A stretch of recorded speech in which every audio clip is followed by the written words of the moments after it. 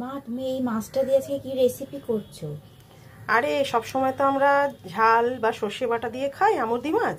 আজকে একটু বেসনের গুঁড়ো, চালের গুঁড়ো, লঙ্কার গুঁড়ো, হলুদ গুঁড়ো দিয়ে আজকে একটা ফ্রাই করব। কারণ আজকে খুব সাদামাটা দুপুরের মেনুতে রেখেছি ছোলার ডাল, আলু ভর্তা আর এই মাছের ফ্রাই। চলো বন্ধুরা শুরু করা যাক। অবশ্যই কমেন্টে জানিও কেমনভাবে খাচ্ছ। যদি ভালো লাগে লাইক করো, কমেন্ট করো। এর মধ্যে আমি হলুদ গুঁড়ো দিয়েছি, লঙ্কার গুঁড়ো দিয়েছি, চালের গুঁড়ো দিয়েছি আর বেসন দিয়েছি। নুন তো দিতেই হবে। যদি কেউ মনে করো একটু পেঁয়াজ রসুনের বাটা দেবো সেটাও দিতে পারো।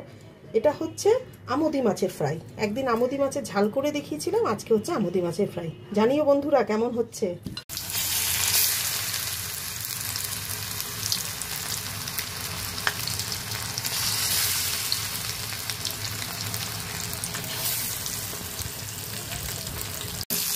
দেখো বন্ধুরা, এইভাবে লাল লাল করে ভেজে নিলাম।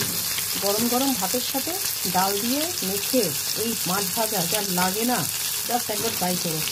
অবশ্যই কমেন্টে জানিয়ে কিন্তু।